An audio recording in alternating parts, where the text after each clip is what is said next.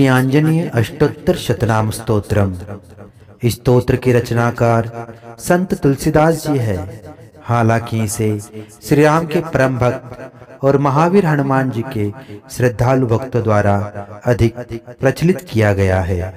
यह 108 नामों वाला स्तोत्र है जो भगवान हनुमान के विभिन्न रूपों और गुणों का विस्तार से वर्णन करता है। श्री आंजनेय अष्टोत्तर शतनाम स्तोत्र का पाठ करने से भक्तों को कई आध्यात्मिक और सांसारिक लाभ प्राप्त होते हैं।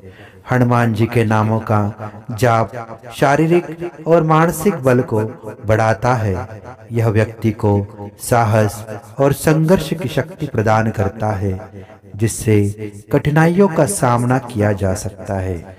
हनुमान जी के नामों में शरण लेने से जीवन में आ रही सभी समस्याएं जैसे शारीरिक कष्ट, मानसिक तनाव और आर्थिक संकट समाप्त हो जाते हैं। यह संकटों से मुक्ति दिलाने वाला स्तोत्र है। जो व्यक्ति इस स्तोत्र का नियमित रूप से पाठ करता है उसे समाज में सम्मान मिलता है और उसका नाम प्रसिद्ध होता है। हनुमान जी की पूजा से सभी प्रकार के भय जैसे आत्मबल की कमी, शत्रु का भय या भूत प्रेतों का डर नष्ट होते हैं। यह व्यक्ति को मानसिक शांति और आत्मविश्वास प्रदान करता है। हनुमान जी के मंत्र और नामों के जाप से बुद्धि, ज्ञान और विवेक का विकास होता है। यह शिष्य को जीवन के हर क्षेत्र में सफलता प्राप्त करने के लिए प्रेरित करता है। यह स्तोत्र शारीरिक और मानसिक बीमारियों के नाश में भी सहायक होता है। हनुमान जी के 108 नामों का जाप रोगों और शारीरिक कष्टों को दूर करने में प्रभावी माना जाता है। इस स्तोत्र का पाठ करने से भगवान हनुमान की कृपा प्राप्त होती है, जो भक्त की सभी इच्छाओं को पूरा करते हैं। भक्त की सफलता, सुख और समृद्धि में वृद्धि होती है। हनुमान जी के माध्यम से भगवान राम की भक्ति को सुदृढ़ किया जाता है, जिससे भक्त की आत्मा में राम का प्रकाश स्थापित होता है और उसे आत्मिक उन्नति मिलती है।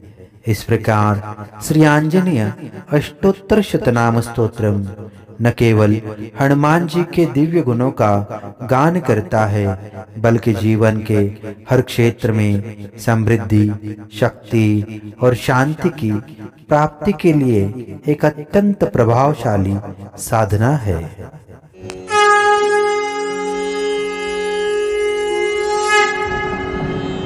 आंजनेयो महावीरो हनुमान मारुतात्मजः तत्त्वज्ञान प्रदस्येता देवी मुद्रा प्रदायकः अशोकवन्यकाचेता सर्वमाया विभञ्जनः सर्वबन्ध विमोक्ता च रक्षो विन्ध्वंसकारकः परविद्या परिहार परशौर्य विनाशनः परम मंत्र निराकर्ता परयंत्र प्रभेदकः सर्वग्रह विनाशी च भीमसेन सहायकृत् सर्वदुःख हरः सर्व लोकचारी मनोजवः पारिजात द्रुमूलस्थः सर्वमंत्र स्वरूपवान् सर्वतंत्र स्वरूपी च सर्वयंत्रात्मकस्ततः कपीश्वरा महाकाय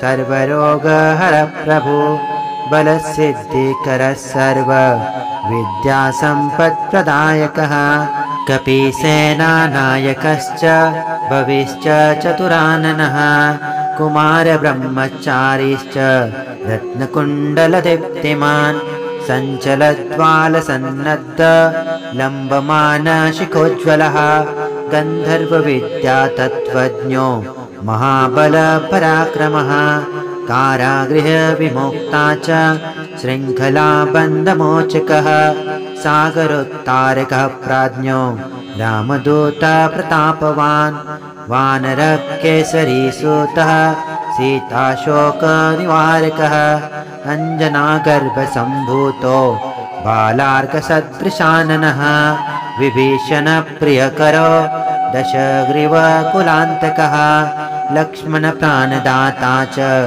वज्रकायो महाद्वितिः चिरञ्जीवो रामभक्त्यो दैत्यकार्यविघातकः अक्षहन्ता काञ्चनाभः पञ्चवक्त्रो महातपः किङ्किणी भञ्जनः श्रीमान् सिंहिका प्राणभञ्जनः गन्धमादनशैलस्त्यो लङ्कापुरविदाहकः सुग्रीवसचिवोधीरः शूरो दैत्यकुलान्तकः सुरार्चितो महातेजा रामचूडामणिप्रदः कामरूपे पिङ्गलाक्षो वार्धिमैनाकपूजितः कबलीकृतमार्तण्ड मण्डलो विजितेन्द्रियः रामसुग्रीवसन्धाता महिरावणमर्दनः स्फटिकाभो वागधीशो नवव्याकृतिपण्डितः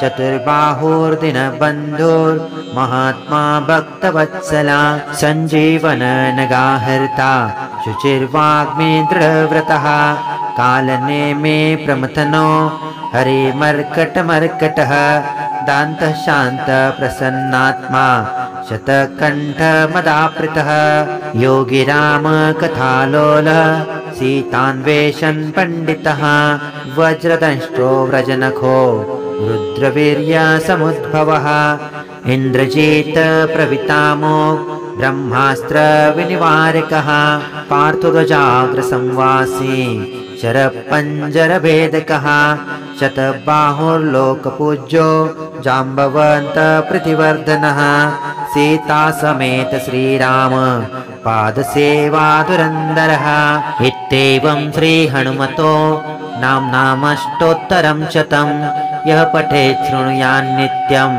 सर्वान् कामानवाप्नुयात् इति श्रीमदाञ्जनेय अष्टोत्तरशतनामस्तोत्रम्।